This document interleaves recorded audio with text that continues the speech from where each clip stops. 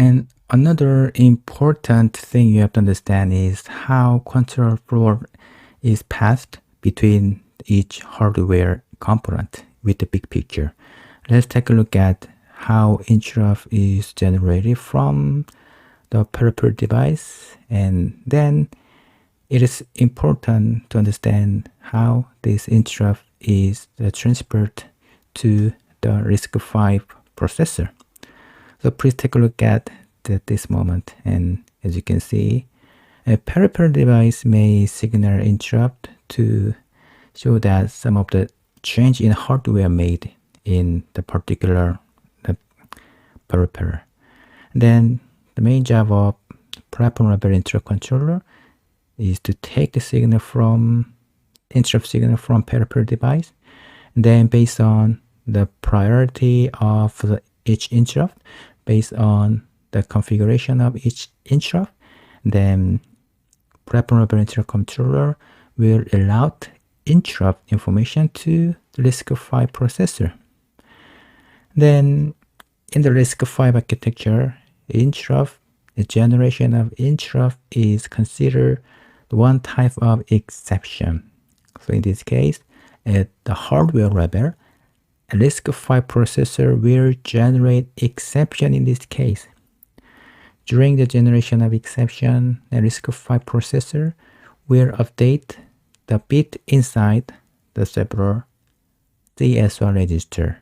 The first one is supervisor code register, another one is an SIP and SIE register, and those register has information about the status of interrupt. And in this case, highest bit inside supervised code register is 1 according to the RISC-V reference manual. And then after its routine complete this task, and control is transferred to RISC subsystem. Since this diagram is based on Linux kernel, and then as you can see that this box indicate the operation inside Linux kernel, that software layer is RISC subsystem. RISC subsystem is not architecture dependent. So if your system is based on ARM architecture or x86 architecture, then the software stack inside the RISC subsystem is the same. So I can say that this software layer is not dependent, it's not specific to the CPU architecture. So interrupt can be represented as the data structure. That data structure is struct IAC disk. Then this data structure represent some of the important property of interrupt. And in this figure, and we have more than 5 peripheral devices. If this peripheral device signal generate interrupt, those interrupt can be represented by this data structure. Then in every peripheral device, you can deduce that, and there are more than 10 or 11 the data structure like this.